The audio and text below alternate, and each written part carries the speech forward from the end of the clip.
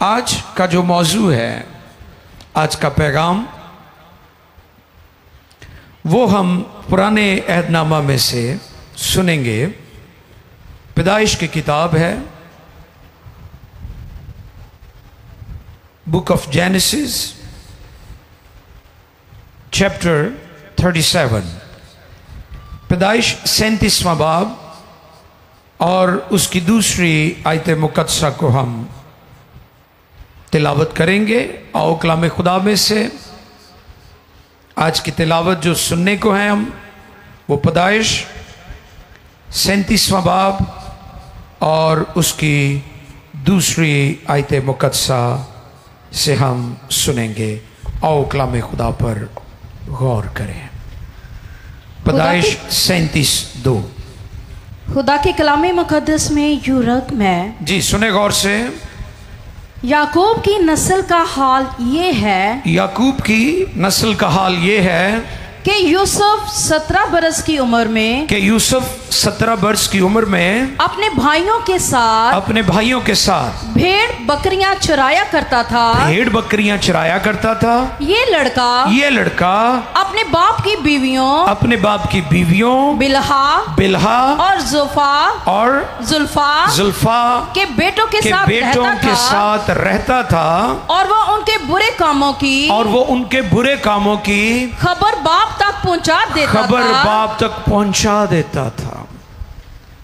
और इस्राएल, बहुत शुक्रिया। मुकद्दस कलाम के पढ़े, सुने, समझे और कबूल किए जाने पर खुदावंद की बरकत। सब कहें आमीन, हालेलुया। मुकद्दस यूसुफ की जिंदगी आज के नौजवानों, खानदानों और लीडर्स के लिए हमें क्या पैगाम देती है, इस पर हम गौर करेंगे। मुकद्दस यूसुफ की जिंदगी, लाइफ ऑफ जोसेफ, क्या पैगाम देती है आज की यंग जनरेशन को, हमारे नौजवान बेटों को, हमारी बेटियों को, हमारी फैमिलीज को, आज के माँ बाप को और आज की लीडरशिप जो किसी भी तरह की हो सकती है। यूसुफ इब्रानी नाम है जिसका मतलब है खुदा ने मजीद इजाफा कर दिया। हालेलुया।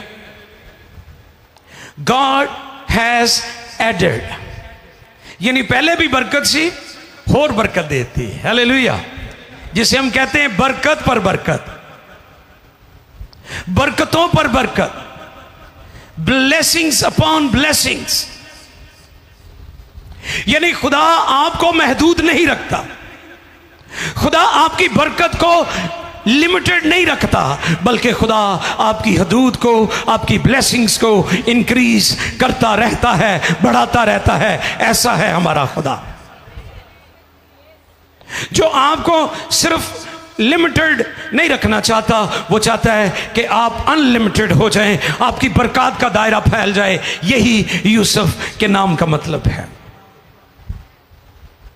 गॉड हैज एडेड, खुदा ने मजीद इजाफा कर दिया।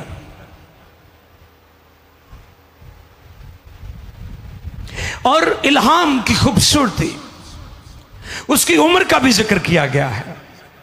इस पर मैंने बताया था कि बाइबल में, कलाम में जो बात भी लिखी गई है वो बामकसद लिखी गई है। हम उसे लाइट ले लें, हम उसे इग्नोर कर दें, हम उसे सरसरी तौर पर पढ़कर आगे गुजर जाएं, ये हमारी अपनी मर्जी है। लेकिन बाइबल में, इल्हाम में जो चीज़ें कलमबंद करवाई गई हैं, रूल कुद्स ने करवाई हैं, खुदा ने नबियों की मार्फत, उनका मकसद है, उसके पीछे खुदा एक बड़ा पैगाम रखता है। और जब हम ये गौर करते हैं कि इल्हाम के अंदर उसका जिक्र मिलता है कि वो 17 बरस का था। कितना? लड़कपन, टीनेजर, छोटी उम्र, जवानी में खुदा बरकत देता है। दाऊद पर मैंने पैगाम दिया था कि दाऊद को बुढ़ापे में खुदा ने बरकत नहीं दी थी।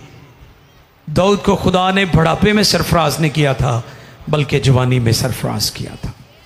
हालेलुया। कब सरफराज किया था? जवानी में। उम्र कितनी थी? 17 वर्ष। खुदा आने वाली नस्लों को पैगाम देना चाहता था, इसलिए उसकी उम्र कलम बंद करवाई। खुदा आने वाली नौजवान नस्ल को पैगाम देना चाहता था, इसलिए मैंने कहा आज का मौजू यूसुफ की जिंदगी से नौजवानों के लिए पैगाम, खानदानों के लिए पैगाम और लीडर्स के लिए पैगाम। 3 एरियाज हैं। 17 साल का था। कितने साल का? 17 साल। लड़कपन, छोटी उम्र, टीनेजर, लेकिन दिल खुदा के साथ जुड़ा हुआ है।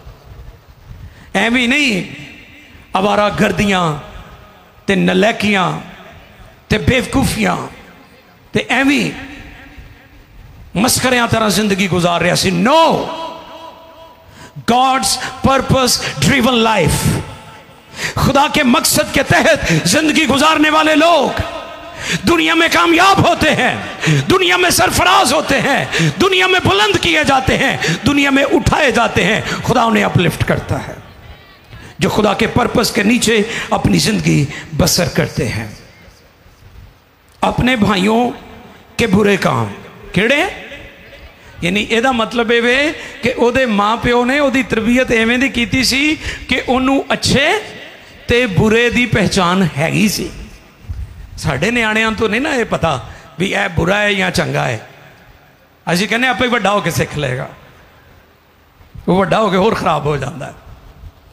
एक होर काम फड़िया है, जिहड़ा डिंगा है उन्होंने कहणगे तां विआह कर दो, ठीक हो जाएगा। दसो तुसीं अपना मुंडा ठीक करन लई अगले दी धी दा भी बेड़ा गर्क कर दिंदे ने, ते जिहड़े मुंडां दे विगड़े ने वो कित्थों ठीक हुंदे ने।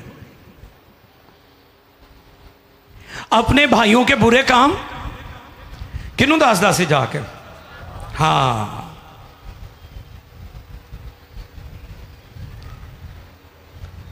घर आकर अपने बाप को खबर देता था, यानी अपनियां गल्लां, हालात व वाकयात अपने माँ बाप से शेयर करता था। तो पैगाम यह है कि आप मेरी बहनें, बेटियां, नौजवान बच्चे, आप अपने मामलात माँ बाप के साथ ही शेयर किया करें। जब बच्चे अपने मामलात माँ बाप के साथ शेयर नहीं ना करते तो फिर और लोग उनकी लाइफ में आ जाते हैं, वो उनके साथ शेयर करते हैं। और फिर ऐसे ग्रुप्स जो आपको मिसयूज करना चाहते हैं, ऐसे लोग जो आपकी जिंदगी में कड़वा बीज बोना चाहते हैं, ऐसे लोग जो आपकी जिंदगी में भलाई नहीं देखना चाहते, वो आपकी लाइफ में आ जाते हैं और फिर आप उनका टूल बन जाते हैं। और इब्लीस बुरे तरीके से आपकी लाइफ को, आपके फ्यूचर को, आपकी एजुकेशन को, आपकी जॉब को, आपके बिजनेस को, आपके मामलात को डिस्ट्रॉय करता है। वो अपने बाप को खबर देता था। किसको खबर देता था? बाप को। फादर, मेंटोर,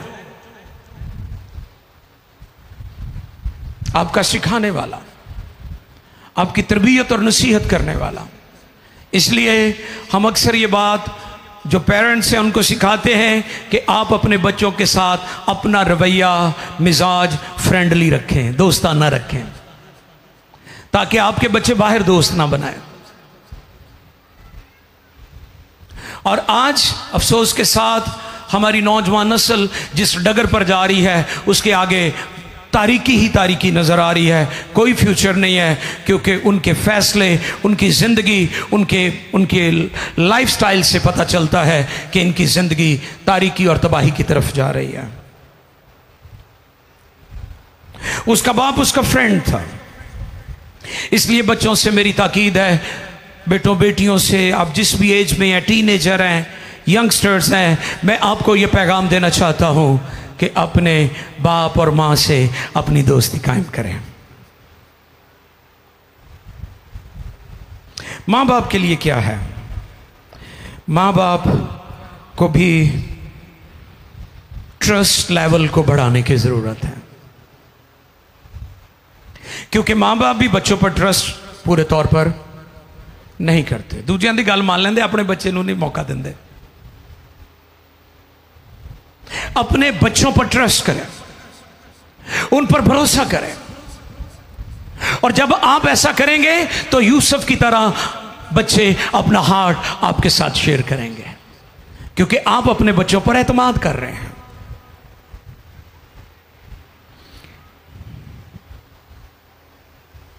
आज के बच्चों के लिए भी मेरा पैगाम है कि वो भी अपने माँ बाप पर हर एक बात के लिए ट्रस्ट करें। अगर आप अपने माँ बाप पर ट्रस्ट नहीं करेंगे, उन पर भरोसा नहीं करेंगे, उन पर एतमाद नहीं करेंगे, तो गलत लोग आपकी जिंदगी में एंटर होंगे, और गलत लोग फिर आपकी जिंदगी को डिस्ट्रॉय करेंगे। फिर गलत लोग आपके टैलेंट को, आपकी लाइफ को मिसयूज करेंगे, आपको डिस्ट्रॉय करने की कोशिश करेंगे, आपको मिसलीड करेंगे, आपकी जिंदगी में कड़वा और नेगेटिव बीज बोएंगे। इसलिए अपने माँ बाप पर ट्रस्ट करें, माँ बाप भी बच्चों पर ट्रस्ट करें, और बच्चे भी माँ बाप पर ट्रस्ट करें, भरोसा करें। 39वें बाब की दूसरी और तीसरी आयत, पैदाइश 39वां बाब दूसरी और तीसरी आयत। और देखें खुदा के कलाम में से जी। और खुदावंद यूसुफ के साथ था। वाह, व्हाट अ ग्रेट प्रिविलेज। आओ इस बात के लिए तालियां बजाएं। खुदावंद किसके साथ था?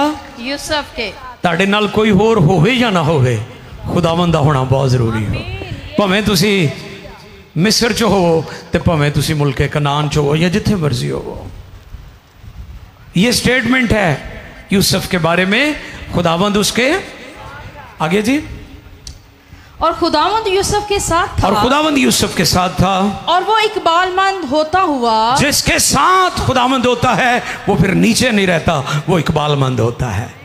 खुदावंद यूसुफ के साथ था, और वो इकबालमंद हुआ। और वो इकबालमंद हुआ। और अपने मिस्री आका के घर। और अपने मिस्री आका के घर में रहता था। बहुत शुक्रिया जी। पहली बात, खुदावंद यूसुफ के। दूसरी बात, खुदा ने उसे। और तीसरी बात, वो कहां रहता था? वाह भाई वाह, बल्ले ते कल्ला सी रहिंदा किथे सी? अपने आका जो मिस्री आका था उसके घर में रहता था। आगे चलकर मैं बताऊंगा कि मिस्र के बादशाह के घर में रहना कितना बड़ा इस्तेकाक था। यह छोटी बात नहीं थी। खुदावंद उसके साथ था।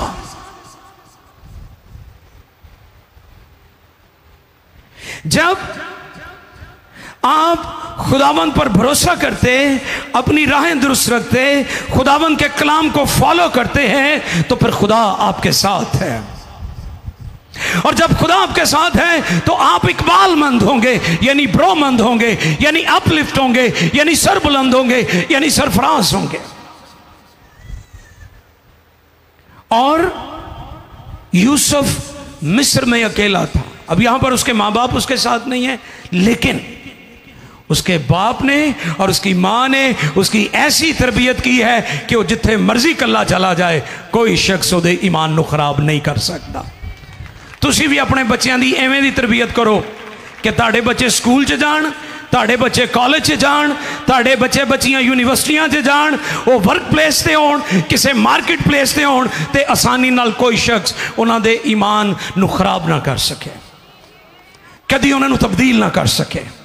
वो अकेला था और मिस्र में था। मिस्र बुत परस्ती का गढ़ था। मिस्र में बुत परस्ती भी थी, मिस्र में उसके लिए सब कुछ मुमकिन था, सारी आसाइशें मौजूद थी। वहां पर वो आसानी से शराब पी सकता था, आसानी से बदकारी कर सकता था, आसानी से करप्शन कर सकता था, लेकिन खुदा उसके साथ था और वो इन सारी बलाओं से बचा रहा। वो मिस्र में अकेला था। और कहते कार चुसी मिस्री सुनो गौर ना, पुराने अदवार में बादशाह अपने घर में मर्द स्टाफ नहीं रखते थे, ट्रांसजेंडर यानी ख्वाजा सरा को रखते थे। इसके पीछे वजह क्या थी? क्योंकि वो नहीं चाहते थे कि उनकी फैमिली में किसी तरह का कोई चैलेंज हो। लेकिन यूसुफ उसके घर में रहता था, उसने इतना ट्रस्ट डेवलप किया था अपना। वाह, इतना ट्रस्ट उसका डेवलप हो चुका था। माँ बाप के लिए मेरा पैगाम है, अपने बच्चों की ऐसी बुनियाद मजबूत बनाओ कि आपके बच्चे फैसलाबाद में हो, आपके बच्चे मिस्र में हो, आपके बच्चे पाकिस्तान में हो, आपके बच्चे हिंदुस्तान में हो, आपके बच्चे अफ्रीका में हो, आपके बच्चे अमेरिका में हो, खुदा उनके साथ साथ हो। ऐसी तरबियत करो अपने बच्चों की, ऐसा सिखाओ उन्हें, ऐसा मजबूत बनाओ, ऐसा कलाम का बीज बो उनकी जिंदगी में। वो जहां भी जाए, वो अकेले भी हो, वो दुनिया में मुनफरिद नजर आए, वो दुनिया को अलग नजर आए। ऐसी कलाम के जरिया से उनकी तरबियत करो, ऐसी फाउंडेशन बनाओ कि कोई उनको उनके ईमान से हिला ना सके।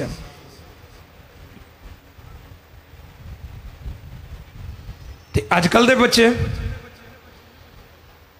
वो कहते मां प्यो की नजर इधर हुई तो कार्रवाई पा देंगे। मां प्यो उन्होंने भेजते हैं स्कूलों कॉलेजों जो किते होर फिरते होंगे ने। अफसोस, ना माँ बाप ने संजीदा लिया, ना बच्चों ने संजीदा लिया। फैमिली, खानदान, घराने, सोसाइटी तबाही की तरफ चली गई। यूसुफ की जिंदगी से सीखो। वो अकेला था और कहाँ था? मिस्र के अंदर। उम्र कितनी थी? 17 साल। वो मिस्री आका के घर रहता था, बहुत बड़ा इस्तेकाक। अच्छा, उसने उसे बाहर नहीं रखा था, कोई एक डिपार्टमेंट नहीं दिया था। आगे चलकर हम सीखेंगे कि मिस्री जो किंग था, जो बादशाह था, उसने उसे सारी अथॉरिटी दी हुई थी, सारा इख्तियार दिया हुआ था। क्यों उसने उस पर एतमाद किया? उसके मिस्री आका ने। जी शाबाश, थैंक यू बेटा, गुड। क्योंकि खुदावंद उसके ते तुहानू पता जो लोगों को यह पता है कि भी यह बंदा रब दा है, लोग एतमाद करते हैं।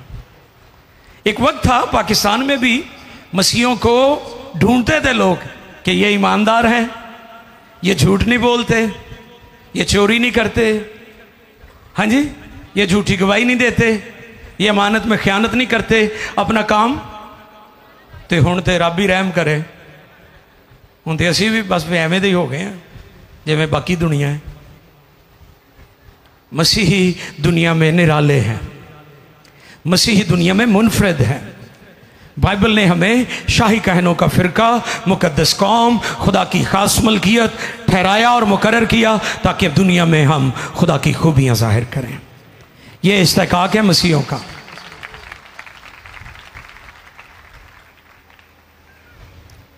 अफसोस, मसीही आज सच्चाई को नज़रअंदाज कर रहे हैं। आज खुदावंद से जैसे जैसे मसीही दूर जा रहे हैं, उनकी गवाही भी खराब हो रही है।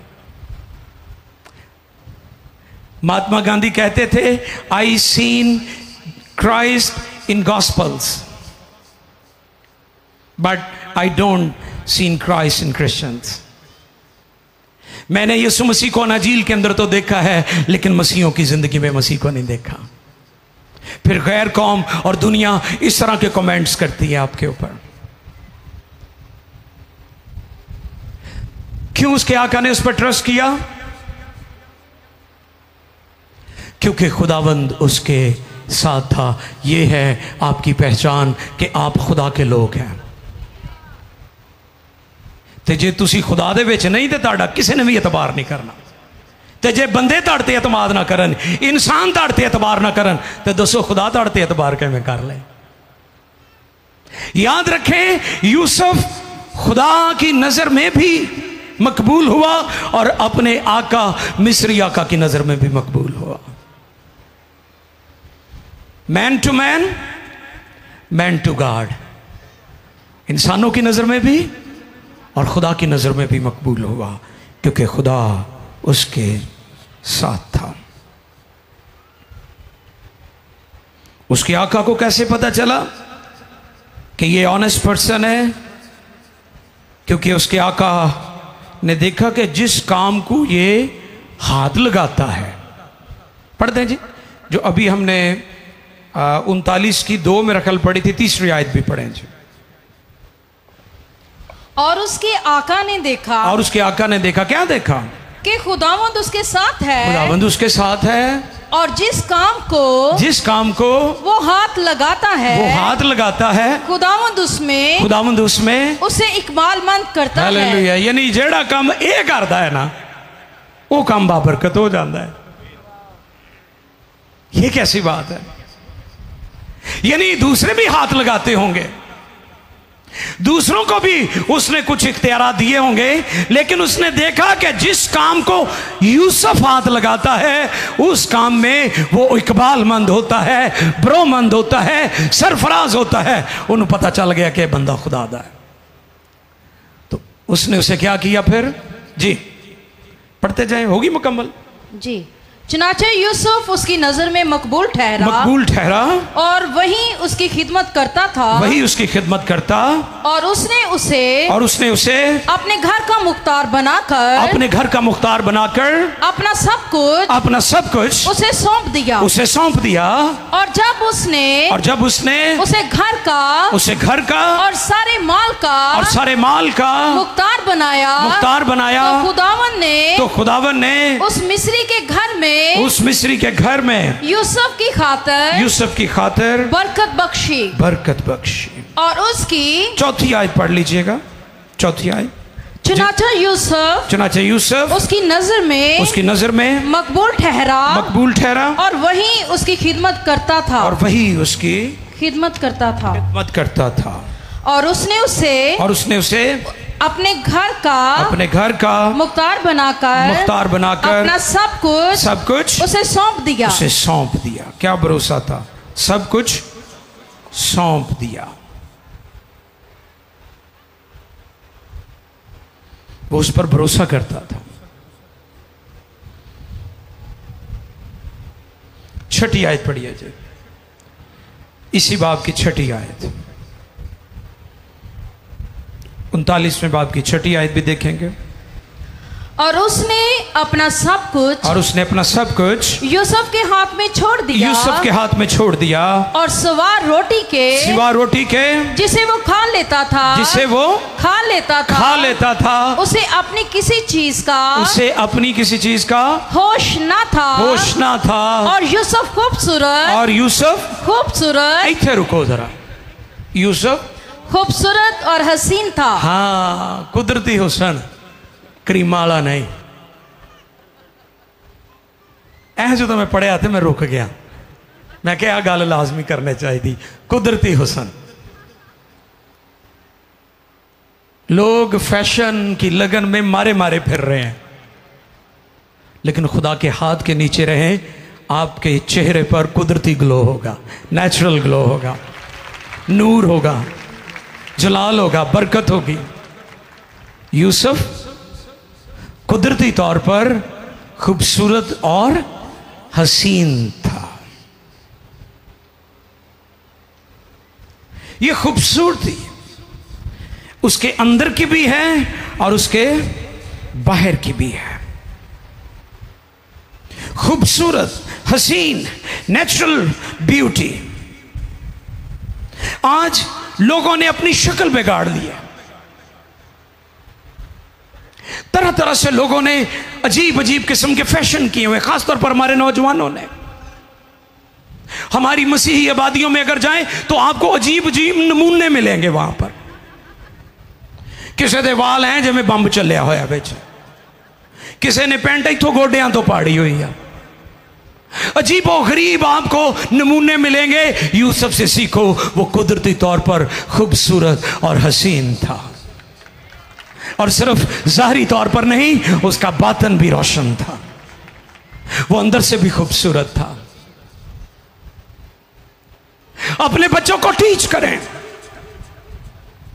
आप दुनिया में मुनफरिद हैं, अपनी शक्ल ना बिगाड़े, अपना हुलिया ना बिगाड़े, बेहुदा किस्म के लिबास ना पहने, दुनिया और कौमों में मसीही ईमान की तजलील ना करवाएं। आपकी वजह से कौमें फिर बातें करती हैं। अपने हुलिये ठीक करो, अपने लिबास पर गौर करो, कैसा लिबास पहनते हो। कहीं तो चर्च आने लगे भी नहीं ख्याल कर दे। लिबास मुनासिब और हयादार होना चाहिए, इस पर बात ही नहीं होती, सिखाया ही नहीं जाता। चर्चेस को इस पर पैगाम देने की ज़रूरत है कि हमारा लिबास कैसा होना चाहिए। बाइबल मुक़द्दस ज़ाब्ता हयात भी है और ज़ाब्ता निजात भी है। इब्ने आदम खोए हुओं को ढूंढने और निजात देने आया है।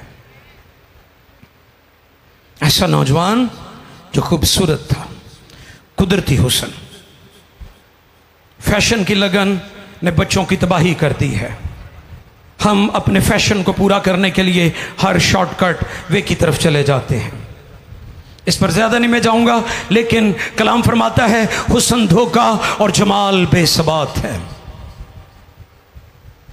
खुदा आपको सिर्फ बाहर से नहीं बल्कि अंदर से देखता है।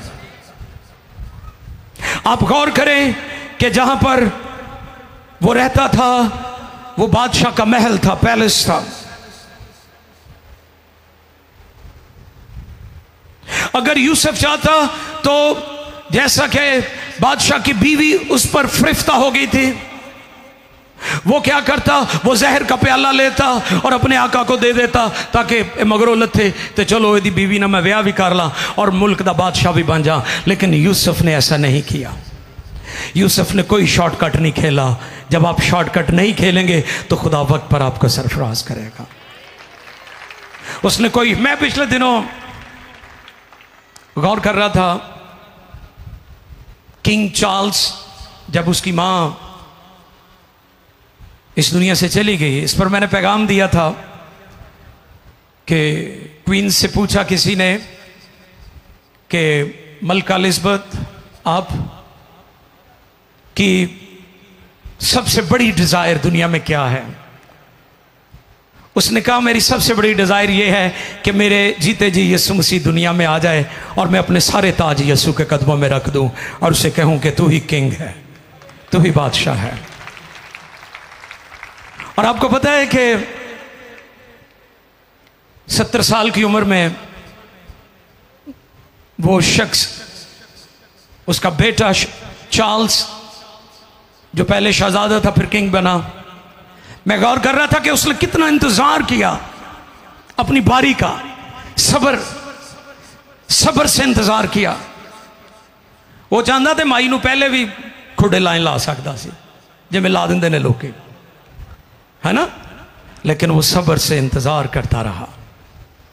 ते सबर दा फल की हुंदा है? असीं कहने हैं ना सबर दा फल मिठा हुंदा है।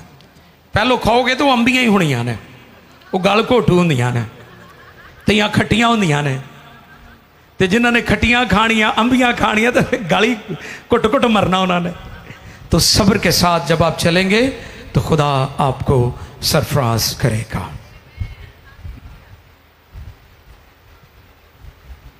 वाकया स्टेटमेंट है कि वो खूबसूरत और हसीन था और खुदा उसके साथ था। अगर अंदर यीशु है, पाकरू है, अब जहां भी है खुदा आपके साथ है। आप पाकिस्तान में रहें, आप किसी और मुल्क में जाएं, किसी यूरोपियन कंट्री में चले जाएं, अगर खुदा आपके साथ है, अगर खुदा में आप जिंदगी बसर कर रहे हैं और पाकरू आपकी जिंदगी में है, तो फिर मैं आपको पैगाम देता हूं यूसुफ की तरह खुदा आपके साथ साथ है। यीशु मेरे नाल नाल रहिंदा है, वो गीत है ना एक, यसू नाल नाल रहिंदा है। क्या शर्जील भाई है, मैं क्यों डरा? बिल्कुल, थैंक यू। अब हम 39वें बाब की 7वीं और 8वीं आयत देखेंगे। 39वें बाब की 7वीं और 8वीं आयत। इन बातों के बाद यूं हुआ कि उसके आका की बीवी और उसके आका की बीवी की आंख यूसुफ पर लगी और उसने उससे कहा कि मेरे साथ हम बिस्तर हो। लेकिन उसने इनकार किया और अपने आका की बीवी से कहा कि देख मेरे आका को खबर भी नहीं कि इस घर में मेरे पास क्या है। और उसने अपना सब कुछ मेरे हाथ में छोड़ दिया है। ये है ईमानदारी, ये है रासबाजी कि आप अकेले हैं, आप तन्हा है और हर तरह की बुराई आपको मुयस्सर है, लेकिन आप उससे इज्तनाब कर रहे हैं। ये है यूसुफ, ये है बच्चों के लिए मशले राह। और आज मीडिया ने हमारी दुनिया को इखलाकी तौर पर दवालिया करके रख दिया। नेगेटिव मीडिया की मैं बात कर रहा हूं, वो मीडिया जो हमारी नस्लों को बर्बाद कर रहा है, उन्हें इमोशनली डैमेज कर रहा है, उन्हें ज़हनी तौर पर माजूर कर रहा है। आज की दुनिया बहुत बड़ा चैलेंज है। आज हमारे बच्चों को मिस्र का तो सामना नहीं है, लेकिन जो मीडिया का मिस्र है वो हमारे बच्चों को तबाह कर रहा है।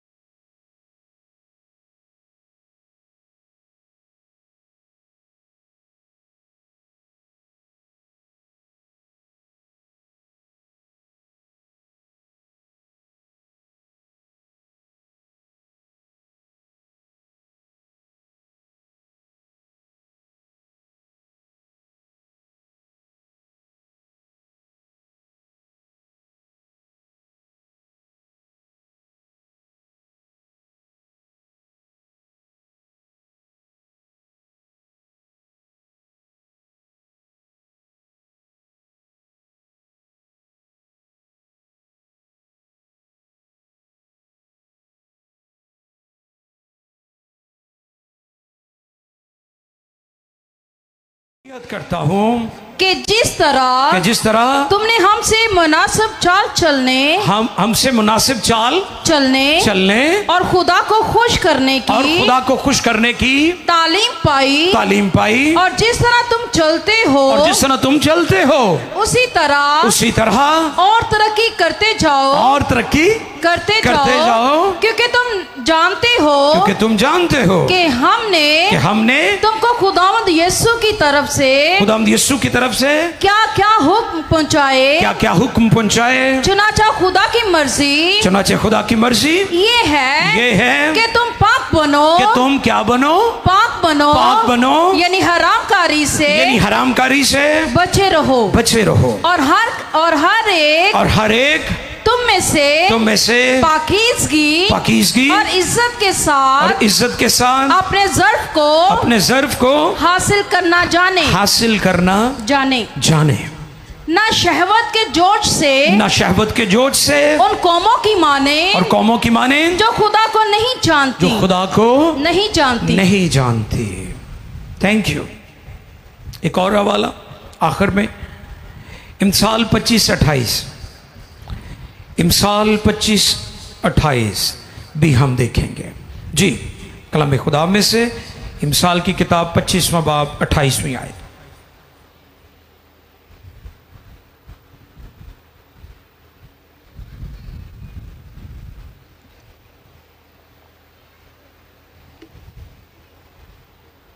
इमसाल 25:28।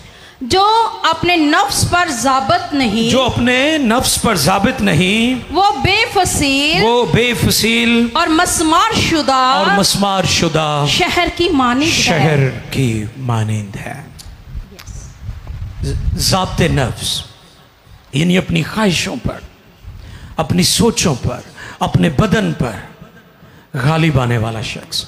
और जो ज़ाब्ते नफ्स नहीं है वो किसकी मानिंद है? मस्मार शुदा शहर की मानिंद है। यानी ऐसा शहर जो मस्मार हो चुका है। आपने देखा होगा कि जब आजकल टाउन्स बनते हैं तो उसके चौगिर्द एक बाउंड्री वॉल होती है जो उसके तहफ़्फ़ुज़ की ज़ामिन होती है, सिक्योरिटी को इंश्योर करती है। और अगर वो दीवार गिर जाए तो वो सोसाइटी, वो नेबरहुड गैर महफूज हो जाएगा। इसी तरह जब आप गालिब आने वाले ईमानदार बन जाएंगे तो चीज़ों पर, ख्वाहिशों पर गालिब आएंगे। और जैसे लिखा है कि खुदावंद यूसुफ के साथ था और वो इकबालमंद हुआ। वाह! जब हम खुदा में होते हैं तो फिर हम इकबालमंद होते हैं। आज के इस पैगाम में हम इस बात को सीखते हैं कि यूसुफ 17 साल का था। यूसुफ के माँ बाप ने उसकी तालीम व तरबियत ज़बरदस्त की, उसकी बुनियाद ठीक रखी, कलाम की सच्चाइयाँ उसकी ज़िंदगी में मुंतकिल की। और फिर यूसुफ ऐसी जगह पर चला गया जो बुत परस्ती का गढ़ थी, जो बदी और हर तरह की शराब का गढ़ थी, लेकिन वहाँ पर भी जाकर वो खुदावंद में कायम रहा। हालेलुया! आओ इस पैगाम से हम सीखें और जानें कि खुदा इस पैगाम में कौन सी बात हमारे साथ कर रहा है। आओ सरों को झुकाएं और हम दुआ और शुक्रगुजारी करें। हालेलुया! सब आंखें बंद हो जाएं और मैं चाहूँगा कि अपने कदमों पर खड़े हो जाएं। आओ सब अपने कदमों पर खड़े हो जाएं। हालेलुया! हालेलुया! रासाबरा का शकादाला रसे। सब अपने कदमों पर खड़े हो जाएं। हालेलुया! और अपने हाथ आसमान की तरफ उठाएं और कुछ वक्त के लिए हम दुआ करें और उसके बाद हम बीमारों के लिए भी दुआ करेंगे। लेकिन आओ कुछ वक्त हम मिलकर आज के पैगाम पर गौर करें कि खुदा ने कौन सी बात मेरे साथ की है। दोनों हाथ उठाए आसमान की तरफ, हाथ बुलंद कीजिए। सब बहनें भी, दोनों हाथ, भाई भी, नौजवान भी, बच्चे भी, बुजुर्ग भी, और अपने दोनों हाथ आसमान की तरफ बुलंद करके दुआ करना शुरू करें।